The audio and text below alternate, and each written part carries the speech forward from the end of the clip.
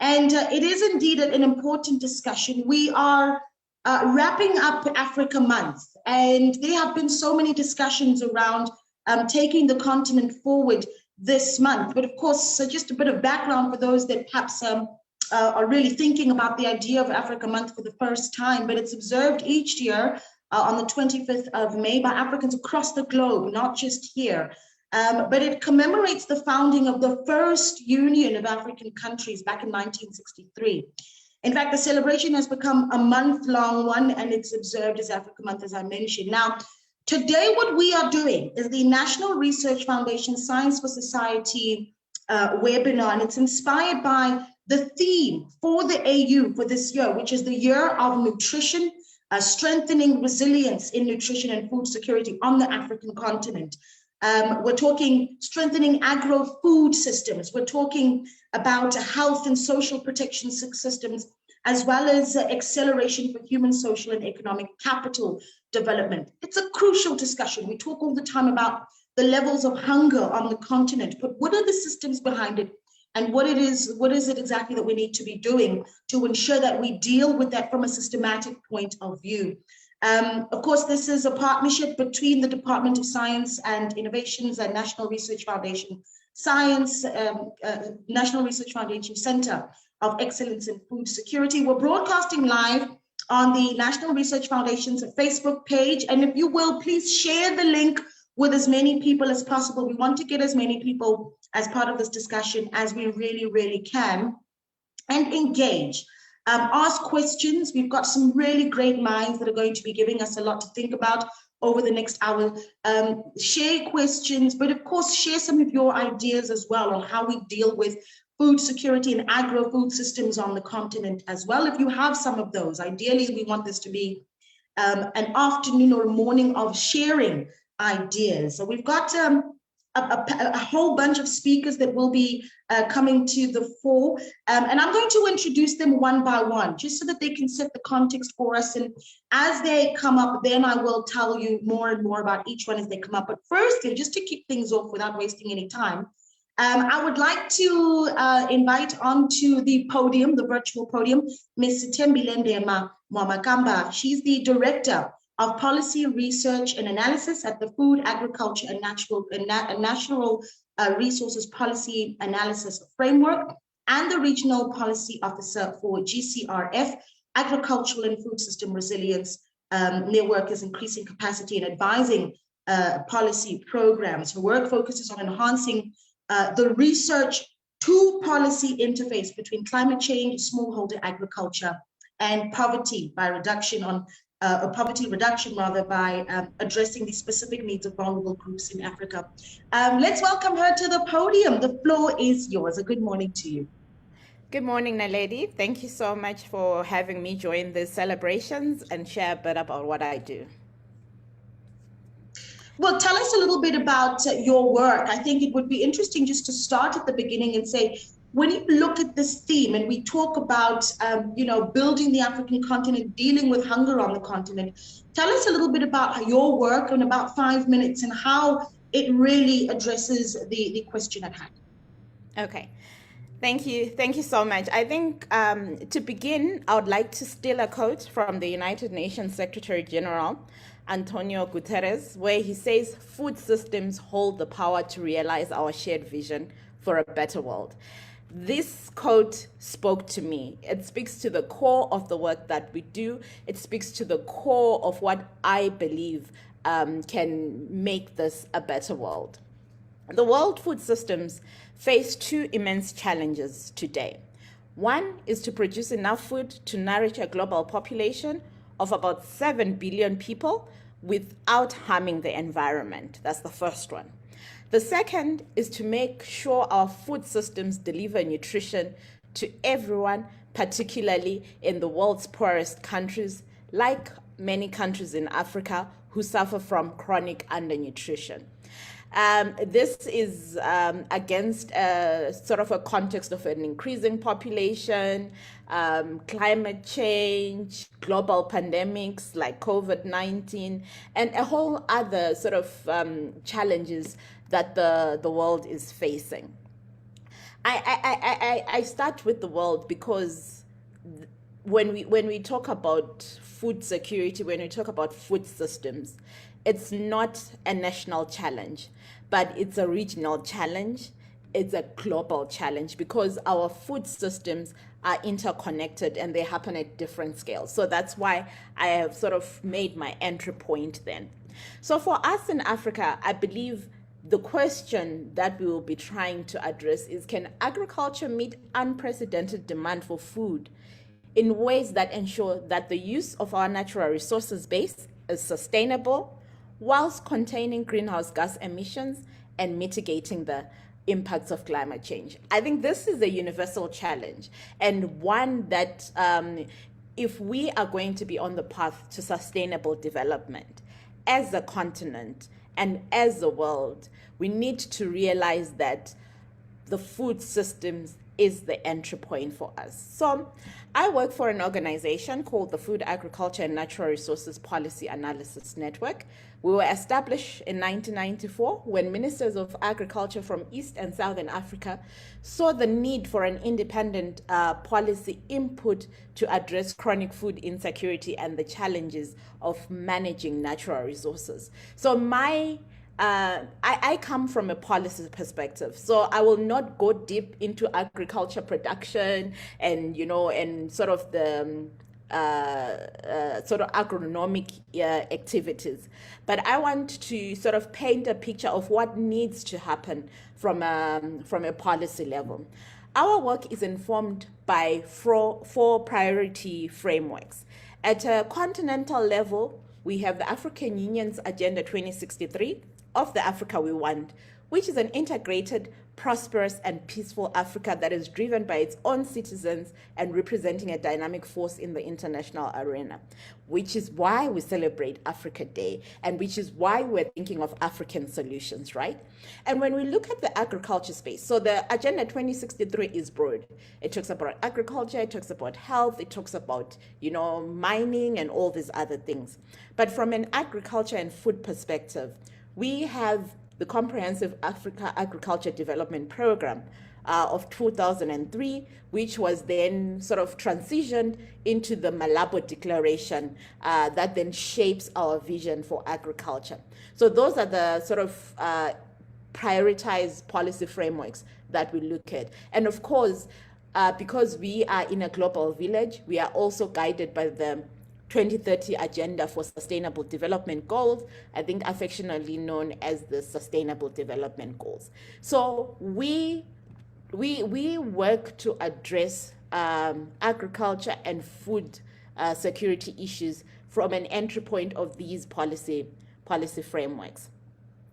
I think one thing that we know is that business as usual is not an option. If we want to drive transformation, if we want to stop being the continent that's always has the hungry children or always has people who are suffering from poverty and malnutrition and all those things, business as usual will not be an option.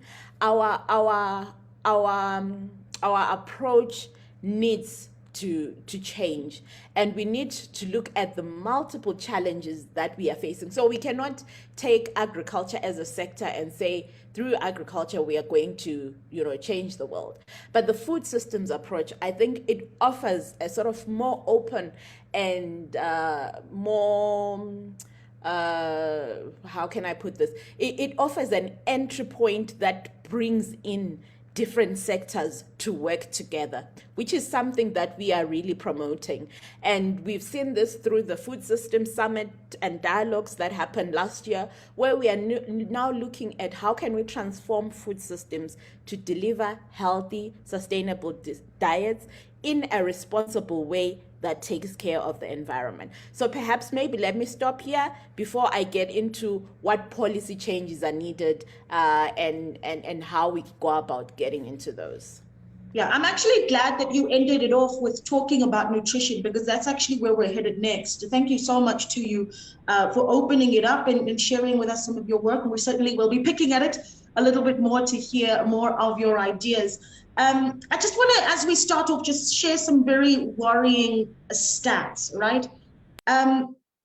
It's 2022 on the African continent. We've just come out of COVID. The impact economically on our countries has been severe. And pre-COVID-19, we had massive numbers of malnutrition and hunger on the continent. And now those numbers are even more frightening. In fact, we're sitting at a point, now these are numbers pre-COVID-19, so we can only imagine what they look like post-COVID-19. These are the numbers on the African continent. 58.7 million children are stunted in Africa. So we've got a serious dietary problem, and the impact of that is far reaching into the lives of these children and even our economies in the future.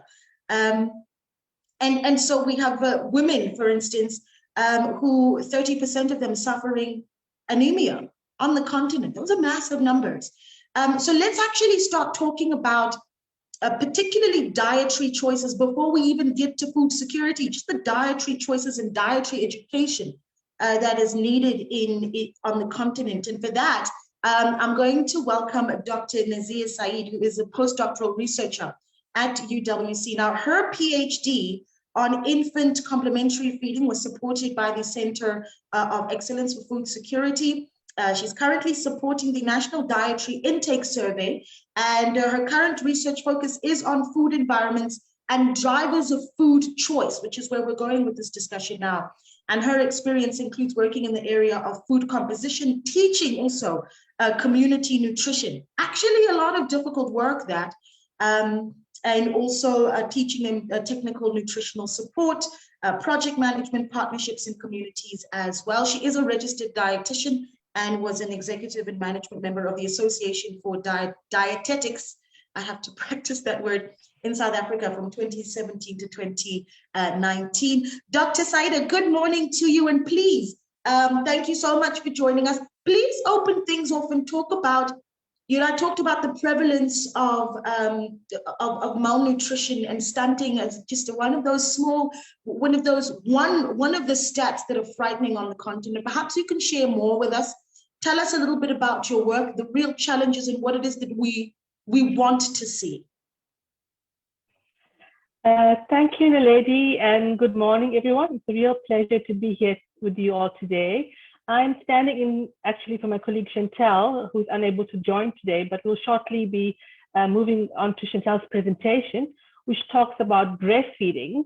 And breastfeeding is a fundamental and critical action to ensure the food and nutrition security of infants. So we talk about issues like stunting in children. One of the preventive measures we need to look at is when the baby is born, and breastfeeding, and Chantal will be talking about that shortly. I'd say before we move on to Chantal, I just want to highlight a few comments and thoughts from my side, and that is, recent global events have really highlighted to all of us the interconnected nature as well as the fragility of our food system.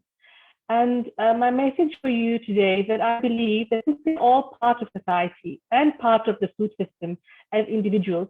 We all can impact and improve the nutrition and food situation through the small actions that we take every day.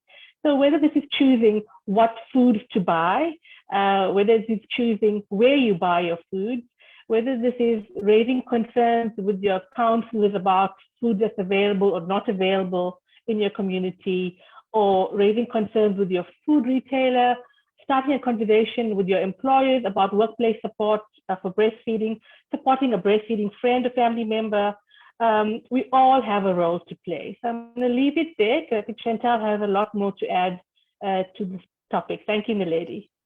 Thank you so much, Dr. Saeed. In fact, let's get into that video now. Just a quick introduction on Dr. Chantal Witten, who's a previous awardee of the DSI National Research Foundation Centre for Excellence in Food Security. She recently joined the Centre of Excellence as a lead on the Infant and Young Child Feed Advocacy Project. Let's actually take a look at that video right now.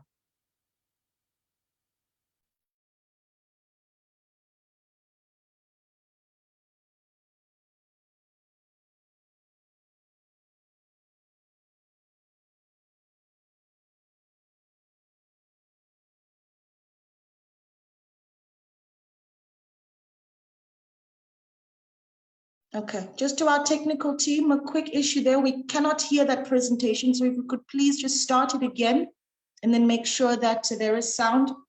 because I thought I was the only one, but I'm seeing the comments on there on the side there in the chat box saying everyone can't hear it. So if we could just try that again, please.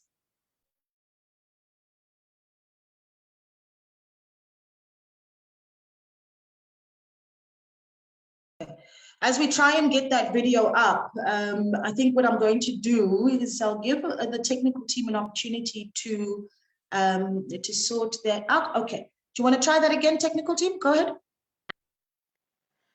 Thank you to the organizers of Science for Society webinar series and for the invitation to present on infant and young child feeding.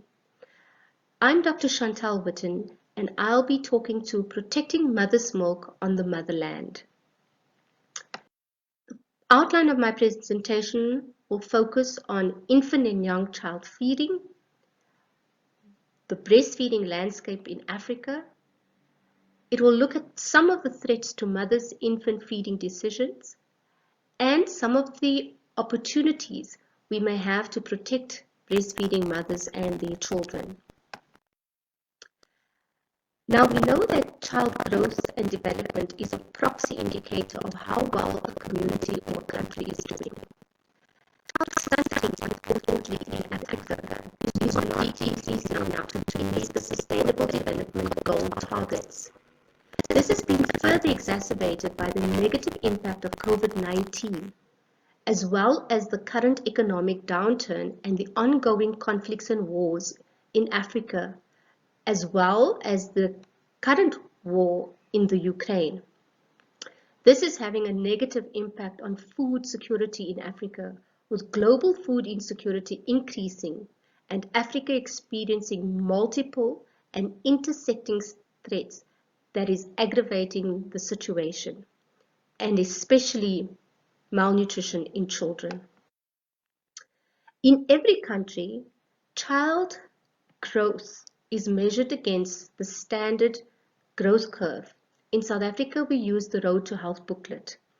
And the Road to Health booklet outlines the components of the nurturing care framework, which emphasizes that good nutrition is the foundation for good health, and that good nutrition starts with breastfeeding.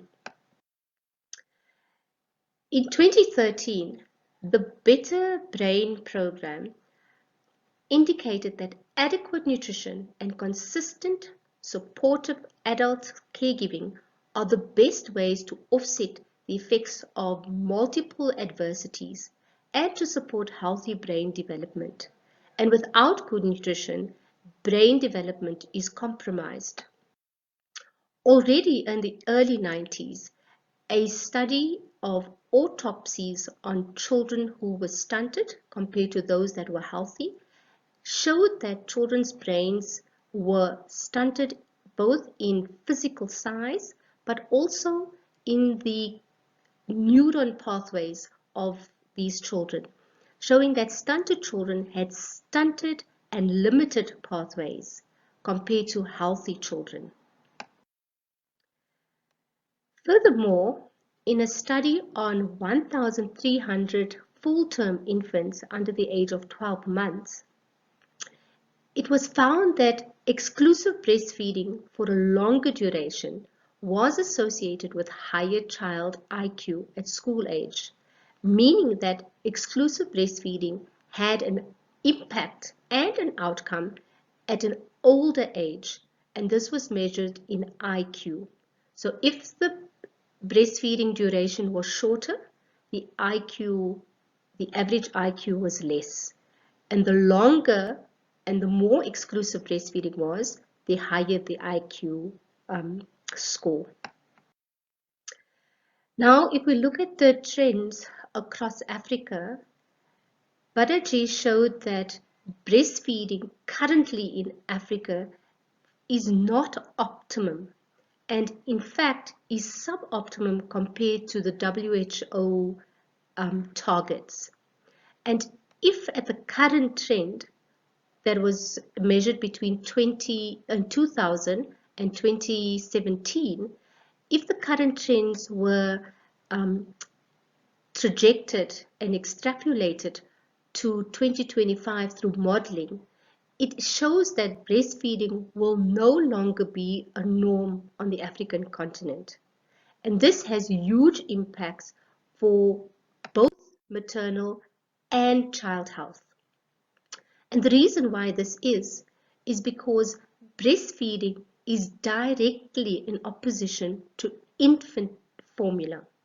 And the breastfeeding mother stands no chance against a global, multinational, multi-billion-dollar industry.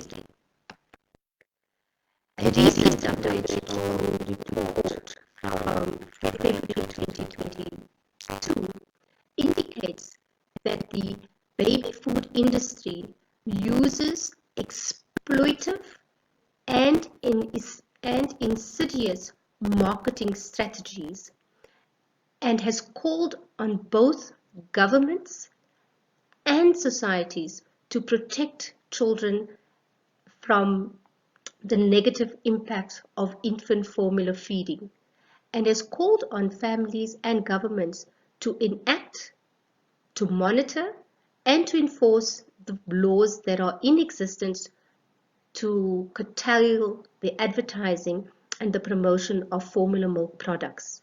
In South Africa, we have regulations R991. In trying to level the playing fields and increasing the desirability of breastfeeding, South Africa has embarked on a number of breastfeeding campaigns. Here is just one campaign, which was called 100% Breastfeed campaign. It used the Siya Kolisi Foundation as well as celebrities to try and promote breastfeeding as a desirable behavior. However, we know that this is not enough. Merely repositioning breastfeeding as a positive and as a status want does not minimize the impact that the formula industry has on mothers' decisions. And so South Africa, since 2012, has had the regulations. However, we see that recently in last year, 2021, though South Africa has regulations, the formula industry has been very conniving and very manipulative in trying to engage mothers directly, which is against the regulations. And we saw that civil society, with the support of academia, were able to stop the stokvels that were hosted during the breastfeeding month, which was against the regulations. Furthermore, later in the year, we see that Nestle again was able to engage a high-profile academic and appoint a South African academic to the Nestle board, which shows the level of formula companies' reach and influence within the academic space.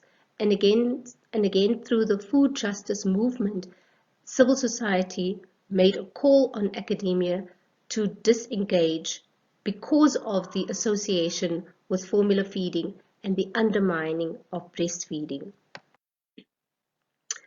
We see that in this context of a decreasing breastfeeding environment, it will take a number of initiatives to support the breastfeeding landscape by investing in evidence-based, context-specific counter-interventions to constrain the influence of the infant formula industry. It calls on us to apply diligence to the policy environment. South Africa has legislation in place, as well as programming to promote and support breastfeeding, but this has resulted in very low returns. That the food and nutrition professionals need to take on leadership roles in wherever they are to position breastfeeding central to health and development, and that individually and collectively we need to raise the breastfeeding agenda in all of our settings. I wish to say thank you for this presentation and request that you also engage with the breastfeeding week, which is the 1st to the 7th of August, to step up for breastfeeding and to educate and support wherever you may find the opportunity. Thank you to the organizers of Science for Society webinar series. Sure, that was quite a presentation. We're so grateful for that video by Dr. Chantal Witten there. It's heartbreaking actually listening to some of the facts that she had to share there. I mean, I look at the pictures of the brain scans of stunted African children, and when you have high numbers of stunted children on the continent, can you imagine what that does to the future of the continent, the workforce on the continent, what that looks like, the young leaders that are coming up and their capabilities. So this isn't really just about putting food on the table and being able to feed ourselves. This is really about strengthening the future of the continent. We've got one of our speakers as well who's now just joined us, and I'm going to quickly just introduce her to come up. Remember, please, in a moment, we're going to start the panel discussion. Please put your questions up in the chat box or comment on the Facebook comment area with your questions, and we can start that discussion quickly. But please welcome Professor Lisa Corsten, who's a full professor in plant pathology at the University of Pretoria and co-director of the National Research Foundation Centre of Excellence of Food Security, specializing in food safety of fresh produce. Her research interest is focused on innovative technological platforms for the agricultural and food industry. Prof, the floor is yours. Thank you very much, and I hope you can hear me well. I'm actually sitting in Cyprus at the moment, so I'm just taking off my screen. Can you see me well? Your screen just disappeared. We saw you a moment ago, but we can hear you. So if we can, I think your camera needs to be back on. There it is. Thanks, Prof. Okay. Can you see my screen with the slides? Yes, we can see your presentation as well. Okay. I'm just noting it's not moving. Let me just try and move back. There we are. I want to share with you a food safety context in food security. And I think it's very important that we have this discussion because I don't think we fully understand what's happening within the formal sector and the informal sector. And the informal sector is growing in this country. It's a very prominent in Africa. And with the current COVID and the war in Ukraine, one thing is for sure, our food system is disrupted and it's not going to get better. It's going to require different challenges. So let's just compare the top row, which is a typical formal, highly regulated, and I mean regulated both by government and private sector. So it's a self-regulatory system combined with a regulated system, particularly when it moves into trade and global trade. So you get mass production, in this case, leafy greens, and it then minimally processed and it moves onto your retailer shelf, where you as a consumer purchase it with the perception that that product is safe. That's what you expect. You expect it from the retailer and you expect government to protect you. On the other side, we have the informal sector that's totally unregulated.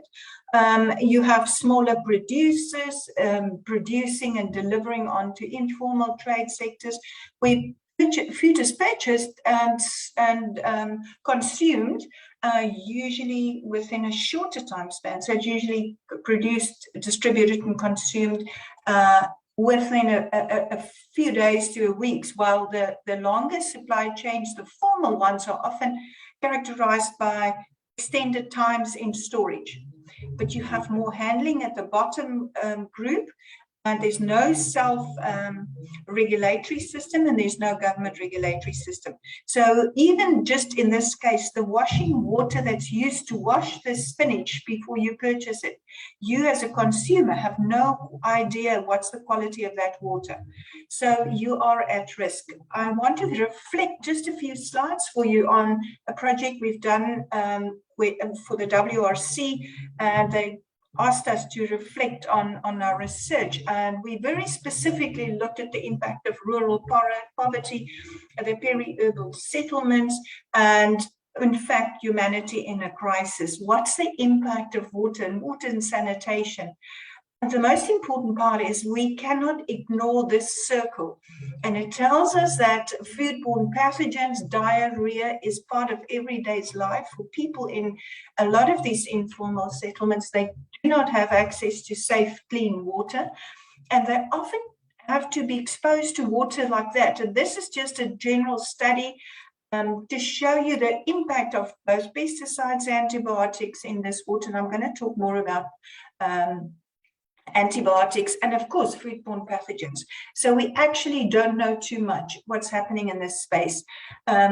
We can actually look at statistics in a wider context that we, more than half the world population, live in these urban areas, and they are reliant on these unregulated food systems. And the question is, how safe is that? And should it be regulated? Is it something that we should, as a government, focus on? Should it be about education and awareness? So it is important and it's critical to engage in this informal sector. And if we continue to disregard it, I think it will have severe consequences for us in terms of ensuring safe food. So it is a system that starts with contaminated water. This is just some of the newspaper reports on the level of contamination of our water. And keep in mind, it's this water that's being used to grow our crops. And that's a very important message. So water and sanitation and hygiene is for us a building block. And if that's broken, we cannot have a food secure world. I want to just touch on a few concepts that's emerging and that's critical and that we should be aware of. It's not only about water security and access to quality water, but it's also the soil health. It is also the emerging or re-emerging pathogens, and a good example is COVID. That's a typical pathogen that's functioning within this environmental loop. It is about human health, ultimately, and animal health impact on that, and so does plant health. And food safety is part of that whole context of environmental health. Now, what is concerning is antimicrobial resistance. We cannot talk about food security if we cannot address these emerging and re-emerging pathogens and the growing trend of antimicrobial resistance. So where does it really fit in? Well, we have pristine environments that's now highly polluted. We have the human, animal, and water-soil nexus. And we have these pathogens that circulate within these systems. What we do know is they carry genes, and amongst others, these antimicrobial resistance genes. And I'm not only talking about antimicrobial resistance genes, we are also talking about how it's impacting on the planet and the SDGs, and will we be able to meet these SDGs? So very important to look wider and to also understand the global picture. Now, I want to just make sure that you all understand that as a country, as a government, and this bottom block, you could see the South African government with all our enabling tools, our regulatory bodies like Department of Agriculture, Health, Trade and Industry. We have the South African Bureau of Standards. These regulatory standards are often not adopted by the regulators. And there's a disconnect between a lot of these departments. So where does food safety sit in? We have our national accreditation body, SANAS, that is also part of the DTI group, and they all regulate the formal sector. So if you look at the SA industries block, it's private standards, it's voluntary standards, and it's regulated by an international standard system. And just to give you a little bit of idea, if you look at the global industry and the global level, where World Trade Organization, World Health Organization, they all have mandates to make sure the food is safe, the water is safe. They all develop standards, and these standards get cascaded from a global level down to a government level. But nothing is happening with the informal sector, and that's my point. So the global food industries, they have their global food standards, voluntary standards that they adopt. So they have their own self-regulatory system because they don't trust government anymore. Who's helping the informal sector? So I want to share with you, I know my time is up, but if I can just get to my next slide, it looks like I'm not, there we are. I just want to show you examples how important it is that we take hands and address this jointly. This is a project we've done for World Wildlife Fund. We've actually looked at the Crocodile River and small farmers all along that. And we've looked at the microbial standards of the food they produce and the quality of that water. That report has now been presented to WWF, but this information is now feeding into the Water Research Commission and also where we are looking at the risks, so it's making a national impact. We are taking this to the Water Research Commission, we are taking this to the Department of Environmental Affairs, and just to take it one step further, we are cascading this information to the World Health Organization. And here we're sitting on a safe quality water standards. So the point I want to make is unless we as scientists at home, at a national level, at an international level, unless we can provide our information into the systems, decisions are made that affect our everyday life. And this is where we need to develop a fit-for-purpose system for our informal sectors that can work in their hands. This is just some of the commissions that I'm sitting on, just to give you an idea, and a very important one, antimicrobial resistance, where the world is saying, what is happening? Do we do surveillance in South Africa? Do we have training and awareness? And do we have basic line information? So a lot of the research that we generate from the Water Research Commission, from the Centre of Excellence, from USPF funding, all of this feed into the Ministerial Commission's information around what is happening, how safe is our water, and how can we use this information. So there's different panels, and this is the voluntary standards by Global Food Safety Initiatives. There's the ISO standards, these are also voluntary, and we are trying to marry this with FAO, WHO, and Codex standards that obviously get adopted at a national level. And it takes me back to the need for the informal sector to have a system that is fit for purpose, because we cannot take these private standards such as future farming, global GAP, BRC, and just go and implement it on our small scale farmers. It is not feasible, it is not likely to be effective, and we need to develop something that works. I know my time is up, but I'm just going to end with a few last systems. I want to explain where I come from as part of the Centre of Excellence and Food Security. We deal with food safety matters. We are interacting with other scientists in Africa, and we feel it's critical that we create an African Union food safety, food governance, food policy framework for the region, and that we include people like ourselves who can provide a lot of information. We are involved with a ROO Forum and trying to help transform the food platform for Africa. And this is one proposal that we're working on with Department of Science and Innovation to create these knowledge hubs so that the information that's sitting with us can then feed into policy, governance, and regulation. And to us, that's the only way we will be able to produce safer, more nutritious food for all.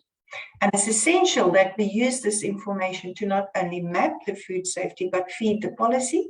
And this is a bigger thing, what we're currently busy with, our food systems hub, our food safety hub, understanding the South African food safety system, and contribute towards the policy development for the informal sector, and to enhance the Food Control Authority, and to make sure that all our role players, NRF, agriculture, detail, and all of them, with the industry, that we can provide a better system. So I'm going to end here, because this is just the food safety framework, and from my side, I'm going to hand back to you.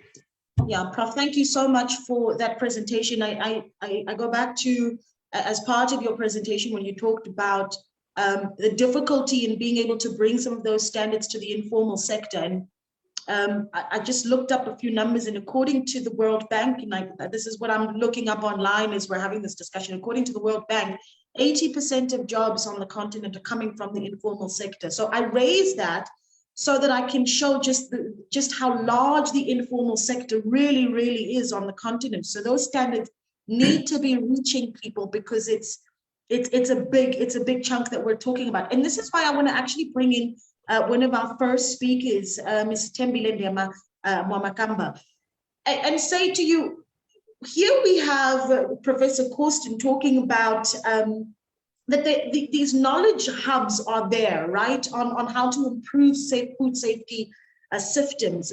And you were talking a little bit about your work in policy. I'm wondering if there needs to be more information sharing, perhaps, of those sort of hubs on the continent, and if that is a policy mandate, is that a government mandate, and how do we start, disseminating this information across the continent where we've got that massive chunk that needs that information? Yeah. Thanks, Naledi, and thanks so much, Prof. Corsten, for bringing that issue. Definitely, yes, there needs to be more conversation happening between the policy space, the researchers, and ultimately the private sector, informal or formal in any case.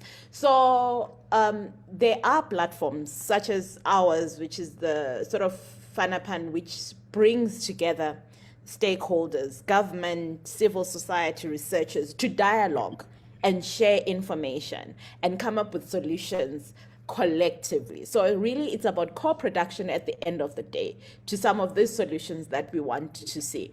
And I think the conversations between the policymakers and the researchers are not happen as often and as frequent enough. And as we know, sometimes the challenge is that policy shifts happen overnight. In some countries, a decision appears in the newspaper, and then you wonder what informed that decision. Is it a political decision, or it's a strategic policy decision? So sometimes there are those sort of mismatches when it comes to making the right decision. So it is important to have this facilitated dialogue between government, policymakers, and researchers who are supposed to provide the evidence to inform our varied policies on the continent. I think it's not happening fast enough.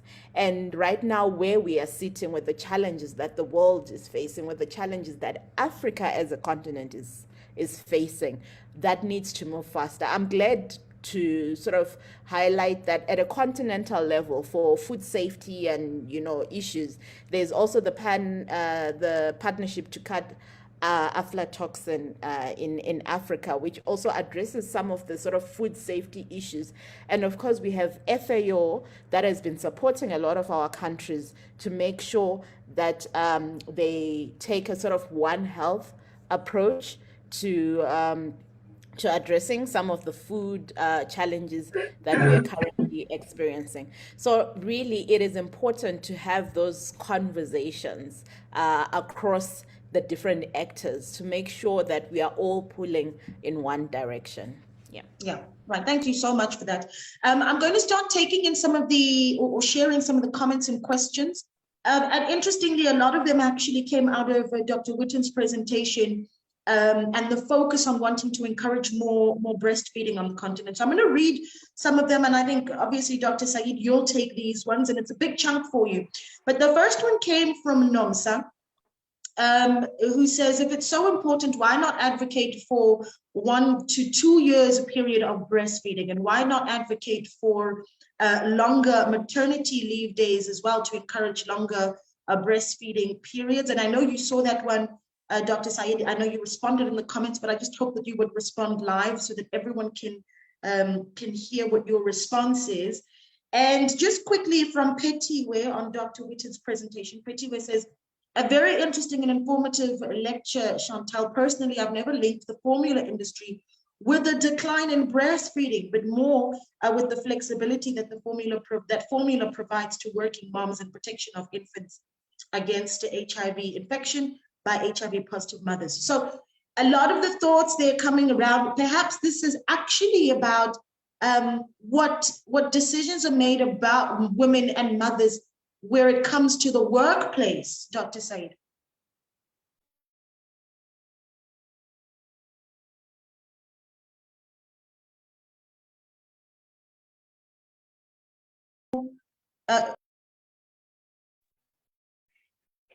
Could I ask you, Kristen, please switch off your microphone. Dr. Said, can you hear me? And did you hear all those questions? I did. Thank you, Namsa. The decision to breastfeed is a complex one. As a new mother, you are influenced by what you see out there. That's what other moms are doing, what you see in the media, what happens at the clinic, what happens at the hospital, what other people tell you. So for a long time in Africa, in South Africa, formula feeding was positioned as a more status behavior, as something modern and educated moms did, while breastfeeding was something you had to do if you could not afford formula. And we had a lot of aggressive marketing around the world, well documented globally, on contact of industry members with moms, free gifts, incentives to healthcare professionals, and this still happens around the world. With regulations in our country, this has stopped happening largely, but we still see events and contact by industry to try and get moms to see products as a solution. But breastfeeding, and just reflecting on what Prof. Costa said, we think about food safety. Breastfeeding is safe. It doesn't require water. It doesn't require electricity. It's the right temperature. If you think about impact on the environment, breastfeeding doesn't need a factory to be manufactured. It doesn't result in waste products like packaging. So in a food system view, breastfeeding is the ideal product. I think where we fail our moms as society is when we expect moms to do it all. When we expect the mom, the working mom, whether it's an informal or formal sector, that breastfeeding easy. I don't think by any means it is easy. I think moms need a lot of support and encouragement to breastfeeding. It certainly is a commitment. And I believe with the right support and information, more moms can breastfeed and enjoy breastfeeding as they watch their kids thrive. But it's really is a difficult game. There's a lot of pressure in society, even if you choose to breastfeed, the concern that, do I have enough? So a lot of moms have a perception that breast milk is not enough when it is. We are just used to living in a world where we see things and we measure things. And if a mom is not go to the clinic regularly to be able to weigh her child and monitor how her child is growing, then she have a concern over her child's growth. So for a long time, we've seen breastfeeding and breastfeeding practices eroded, but we have been doing a lot in our country in the last 2 years in terms of advocating, getting the discussion around breastfeeding in the agenda, in meetings like this, to make everyone aware, not just the scientists and healthcare professionals, but to make everyone aware about breastfeeding and what you can do. So everyone listening on the line, whether you're a father or father-to-be, or a mother-to-be, or just a concerned colleague, have you ever thought about the pregnant colleague? What happens when she comes back to work? Is there support in your company for a mother to breastfeed? Do you know that our labor law in South Africa allows a mom 2 half-an-hour two breaks to express milk? Does your workplace support that? Or do they expect the mom to walk into the bathroom and sit on the toilet to express milk, for example? So I think we all have a role in this conversation to improve the situation for breastfeeding mothers. Thanks, Lily. I just learned something new about our labor laws and what they actually say. And this is where it comes down to, I suppose. This is why these conversations are important, so that even leaders in the workplace are aware of this. We've got an interesting comment from Rhoda Malgas. Rhoda says they're at a conference in Jamaica where she says, or he says, I'm not sure if that's a man or a woman, where I'll be presenting research on the use of felt foods in historical agrarian communities in the Cape Fynbos regions. Now, these were once places of high food security, but agriculture is no longer serving local food needs adequately. Rhoda then goes on and says, do you find that people in rural areas are going back to wild food harvesting to meet food needs at all. And I think, Prof. Corsten, I'm going to give that one to you. Are we, and you know, if it's, I'm not sure if this is your area, but I imagine that it is. Particularly since COVID-19, I remember there was a discussion at the beginning of 2020 about hopefully we'll see people starting to go back to the agricultural space and you know, subsistence farming, perhaps, and even, you know, what Rhoda's calling wild food harvesting. Have we seen that shift at all, Prof? Yes, we're seeing it in Africa. What we're also seeing is a balance between the commercial and the smaller scale. We also now see a balance emerging in terms of your food flows, because your challenge is to move food into urban systems. And what we're very interestingly, we've seen what is available. So if you go into Marabastad or in Cape Town, Philippi area, we've been monitoring the traditional foods versus the more commercial food, the normal apple, citrus, banana, which will always be available, and it's in season and it's also affordable. But what we now see is a trend to also sell food that's more popular with the local community.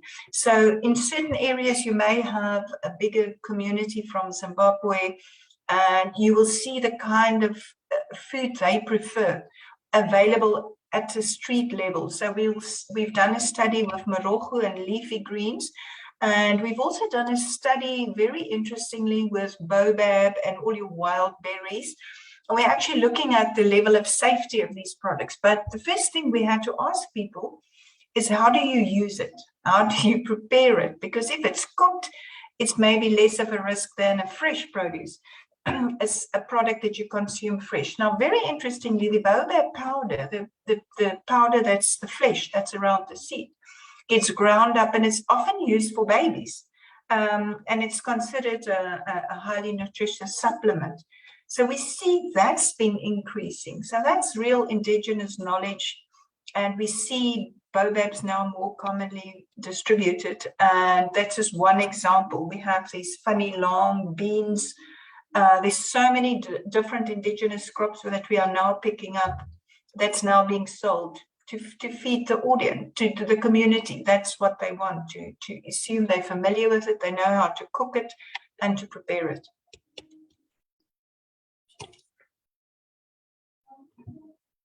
Prof, I'm a Tswana lady, so as soon as you said morogo, my stomach started grumbling. And I wanted to go home and have my mom's morogo immediately. So thank you for that. You took me back home. We are reaching the end, and I really want to take advantage and maybe start to just go over a little bit, because what we've had is a very rich discussion around what is wrong, and we've talked about a few solutions. I like to, when we have these kinds of discussions and we paint the ugly picture, that we're able to end it on a positive note and say, well, this is the call to action for government, for active citizens, for community leaders, and regional bodies, perhaps, since it is Africa Month and this needs to be a continental discussion. So as we wrap it up, Stembile, I'm going to come back to you and say, what is your call to action? I mean, what is the next step that you take from a policy point of view, the next conversations you will be having, you want to be seeing taking place on the continent? Yeah, give us a to-do list. That's essentially what I'm looking for. Thanks, Naledi. Giving you a to-do list, it might take the whole day. But let me maybe just end on this note by emphasizing the point that for me, for the continent to eliminate hunger, there is need to transition. We need to transition to new, sustainable, inclusive, and resilient food systems.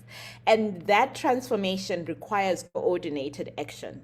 It needs to be accompanied by a fundamental understanding of what the food system is, how it works, and where to plug the gaps.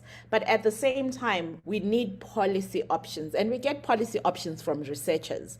Researchers need to be able to tell policymakers exactly what to do and how to do it. Then the policymakers will get working. So really, we need to really coordinate actions between the research space and the policy space for us to see good change happening. Thank you. I think that's very clear and straight to the point, and makes a lot of sense. And I mean, this is, I think, definitely these kinds of discussions, I hope, start that sharing of information. And I imagine it's already happening, but this stokes the conversation even further. Let me come back to Dr. Nazia Said. You've got the biggest chunk of questions today, and I think it goes right to the heart, because immediately when we start talking about our children, it's an emotive issue. And when we talk about women's lives, it's a very emotive issue. But what is your to-do list moving forward? And perhaps you can talk to us about the work that you're doing with Dr. Witten. What comes next? And how do we get this conversation to be louder? Because even one of the comments earlier said that link between the marketing of formula and the decrease in breastfeeding hasn't really come to the main, the main frame of our thinking yet as a continent, and it's starting to come to light as that information. So what's the next thing for you? What is it you want to see? What's your call to action? Thanks, Milady. I'd like to put a challenge out to everyone. I think we can't do it alone as healthcare professionals. I spent close to 20 years in the area of nutrition, and a large part of that time working in communities, talking to moms about breastfeeding, and helping moms to establish good breastfeeding before they leave the clinic or hospital. But we can't do it alone. We need a society where moms feel enabled to breastfeed if they go to a restaurant, or if they're at work, or if they're in a meeting and they need to leave to pump breast milk. We need to normalize breastfeeding again. All of us need to support the partner, the mother-in-law, the friend. It's so important that we encourage women to talk about the issues that they face and also seek help. A lot of women, in my experience, don't want to seek help for breastfeeding. They don't think it's something that they should get help for. And we know that moms who get help and get the support they need can breastfeed for longer. So I think you are right. We often only hear the horror stories when it comes to nutrition, or we hear the one-off success story. And I'm hoping, with more of us, like the COE, provide an opportunity for us from various backgrounds and professionals to work together. I think in society, more of us need to engage. And if you are keen, for example, on finding out what you can do at your workplace to support moms, reach out and we'll put you in touch with the right people, or send you the information. Our government have lots of resource material on this. I think we each need to do something. It starts with breastfeeding in the food system. Think about, I think for each person, think about and scrutinize yourself, your home, your family, what you eat, what you buy, what do you support, and look at ways that you can support small farmers, support local. What can you do to be more resilient and improve your nutrition? Yeah, thank you for that. Thank you so much, Dr. Saida. We have a comment that came in from Rosina. This is actually quite eye-opening. It says, I think food safety will always be compromised as long as the cost of basic food remains high. And we've seen the numbers. The food basket is just frightening at this point. But let's go back to the positive, the call to action, and where the light is. Professor Corsten, if I come to you and say, I want to ask you if you're optimistic, right? That we can get solution. That's what I'm looking for. Are you optimistic? And am I the only one who's being hopeful here? And where are, where are the little bits and pieces of hope for you? Oh yes, I'm always optimistic, and my goodness, we can only go up, and we've got such a great spirit. We've survived COVID. We are busy surviving the economic downturn. We have challenges with wheat supplies, the grain supply chains affected, our energy crisis. We have load shedding, you name it, we've got it. And yet the spirit's there, the energy is there. The people are having discussions, the people are looking at solutions. The resilience is incredible. So we will find a way. It will be a different way. I believe it will be a better way. It will be a more inclusive way. But one thing's for sure, we can't go back, and we shouldn't have expectations of the past, and we should move on. We shouldn't live in the past. Our future is going to be very different, and food safety and water quality and sanitation and hygiene will remain very high on the agenda, and you will see the innovative solutions that will come out. We already see cell phones being used by small farmers to link the farmers with the market. Food should be moved directly in pipelines to the people to help ensure that it is safer. The more people that handle, the more challenges we will have in the food system. But I'm very positive. I think it's a wonderful future. We should include all and not, once again, continue with our historical system of excluding people, groups, and not develop nice, young, dynamic partnerships. Yeah. Prof, thank you so much for that. And I think that's a really great place for us to close it off and say, great work is being done. A lot more needs to continue, but we can only go up. I like that. Thank you so much to our panelists, Professor Lisa Corsten, Mrs. Tembilende Mwamakamba. Thank you as well for the video from Dr. Chantal Whitten. And thank you for Dr. Nazir Saeed stepping in to answer some of those questions around breastfeeding, and particularly how we start to improve that on the continent. Thank you as well to every single one of you who have participated on the discussion, have shared your views and your questions. This webinar is going to stay up on Facebook, so there's no reason why the conversation shouldn't continue. And of course, I know that the National Research Foundation's leaders are always available as well to take the conversation further. And let's continue doing that. This is not just about, and I say this again, it's not just about putting food on the table. This is about securing the quality of the future of the African continent. That's essentially what it's about. From myself and the National Research Foundation's Science for Society webinar, and hold on a second, the Center of Excellence in Food Security. Thank you so much for joining us. Have yourselves a fabulous day, and once again, continue the good work and keep the conversation going.